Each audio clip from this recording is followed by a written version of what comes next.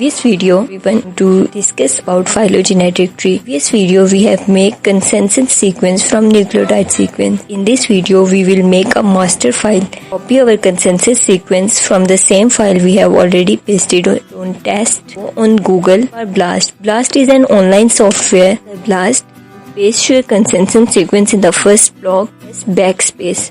No empty space left behind. File that is consensus cultured environmental sample. Most of the time when you first try phylogenetic tree was unchecked. Like it go for blast. Take some time. Internet connection is slow. A long time. Will proceed earlier. Give results of almost 100 sequences. Change the similar sequence like you can download it. When we drag down the 100 it will show 50 or 10. Means you can download 50 or 10 similar sequence. Most related sequence.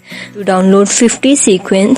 Mistakenly selected for 10. I think I have already downloaded for 50 sequences. File was downloaded. Ctrl C and copy all the sequences. Open Bioedit and create new alignment. Mode edit. Click on the file and go for from clipboard. Here is the total sequences. You can click on any of the sequence and press Ctrl A to select all these sequence and go for copying the sequence from edit copy sequence to clipboard faster format. Open the same Word file you have already put consensus sequence and paste all over it. You can see in species name there is a complete list of type or specimen and region we have selected or from where the species was discovered.